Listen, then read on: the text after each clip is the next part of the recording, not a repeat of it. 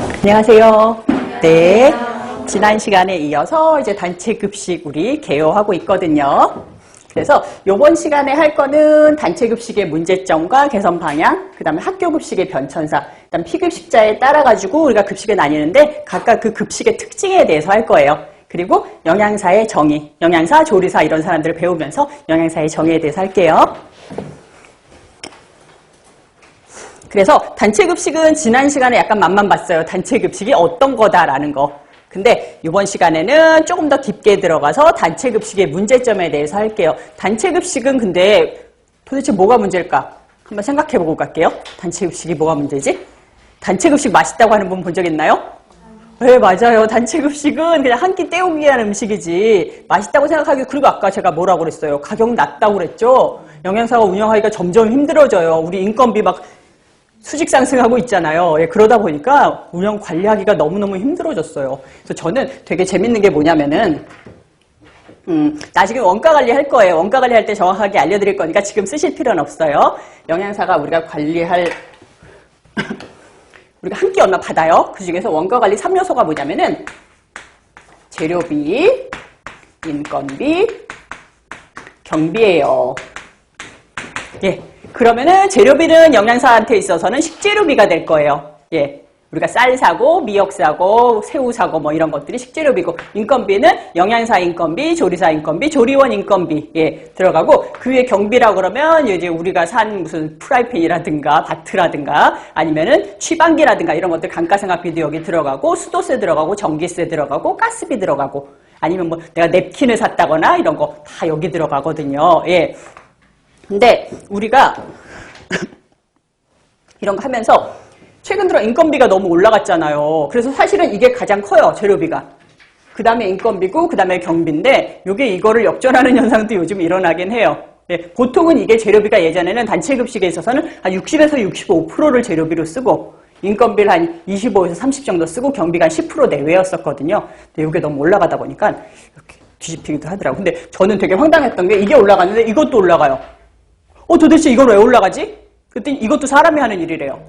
예, 사람이 시금치 따고 해야 되기 때문에 이것도 가격이 올라간다고 그러더라고요. 그래서 영양사들이 요즘 가격 맞추기가 많이 힘들어졌죠. 그래서 여기서 문제점인데, 예, 문제점은 크게 별표 하나만 할게요. 그래서 영양면, 위생면, 비용면, 심리적인 면이에요.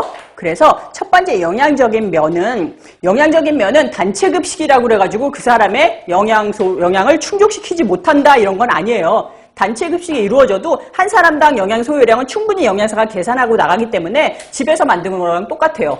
근데 여기서 영양면의 문제점은 뭐냐면은 영양가 산출이 잘못됐을 경우에는 필요 영양량이 개인의 체격과 체질에 따라 다르다는 얘기예요. 내가 1000명의 식사를 하는데 자 당신은 요만큼만 드세요. 당신은 요만큼만 드세요. 일일이 구분을 못 해줘요. 나는 그냥 그중에서 가장 많이 차지하는 일반적인 칼로리로 계산을 한다고요. 그러다 보니까 나는 체격이 너무너무 큰 사람이야. 그러면은 영양 소요량이 좀 부족할 수도 있다는 얘기예요. 일괄적으로 나가기 때문에. 그 다음에 이 중에서 나는 이거에 대해서 좀 굉장히 싫어해, 음식을. 그래서 나 이게 나오면 먹질 않아. 나는 시금치를 안 먹어. 근데 나는 시금치를 메뉴에 넣었어. 그럼 이 사람은 이걸 빠진 식사를 하기 때문에 그런 식으로 영양 불균형이 생길 수가 있다는 얘기예요. 그래서 만약에 문제 중에서 내가 단체 급식이기 때문에 영양 소요량에 문제가 생길 수 있다라고 하면 틀린 답이에요.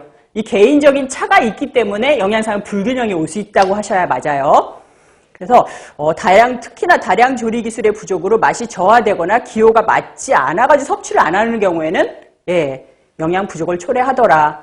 단체 급식에서는 못 나가는 메뉴들이 있잖아요. 아주 세세하게만 오이선 뭐 이런 거 나가겠어요? 못 나가잖아요. 그리고 특히나 단체 급식에서 나가기가 힘든 게 뭐냐면 라면이에요. 라면은 1000인분을 한꺼번에 끓일 수가 없기 때문에. 근데 요즘에 와가지고는 약간 라면도 한 500인분 정도는 끓이는 게 벌크로 라면이 나와요. 여러분들 라면 100인분 시키잖아요. 그러면 라면이 이렇게 100봉지가 들어오는 게 아니라 이만한 비닐봉지에 라면 면만 이렇게 100개가 들었어요. 예. 그리고 이만한 스프 커다란 거 보고 이거 있죠. 거기다 라면 스프 이렇게 나와요. 한꺼번에 부어서 끓이는. 그런 식으로 해서 면 따로 끓이고 국물 따로 끓여서 국수처럼 이렇게 말아줘요. 라면 그렇게 써주는 경우가 있어요. 그래서 저는 제가 이렇게 단체급식을 너무 오래 하다 보니까 30년 하다 보니까 우리나라에 있는 식당은 안 가본 데가 없거든요. 예, 그러다 보니까 저쪽에 S라면의 본부에 간 적이 있었어요. 근데 거기 이제 회장님이 본인 라면에 대해서 프라이드를 많이 갖고 계시기 때문에 저쪽에 수유 쪽에 있거든요. 근데 그분이 수요일 점심은 반드시 우리 라면을 먹어라 이렇게 하세요. 예, 근데 거기 직원 수가 많잖아요. 그러다 보니까 수요일 점심 무조건 그 중에 라면을 하나 끓여야 되는 거예요. 비빔면을 끓이든지 간에 라면을 끓이든지 간에. 그래서 영양사가 그걸 너무 힘들어 하더라고요. 라면 끓여서 나와야 되고 우리 라면인데 푹 불어서 나오면 회장님 화내시잖아요. 예, 그래가지고 예, 꼭 수요일 점심은 먹는다 이렇게 돼 있더라고요. 근데 그게 여러분들 영양사로 가시면서 특징 있는데 그런 데 가잖아요. 식자재 업체 가게 되면 그 제품을 써야 되잖아요. 그렇기 때문에 제가 가본 하림이라고 닭하는 예, 거기 가신 영양사는 닭을 반드시 써야 돼요. 예, 그 대신에 닭을 거의 원가로 가져오잖아요. 자기네 거니까. 그래서 닭 들어갈 때는 정말 가격 여유 있게 짜실 수가 있어요. 그렇더라고. 각각 특징에 따라서 소스 있는 공장 가면 소스를 자유자재로 써요. 막. 예.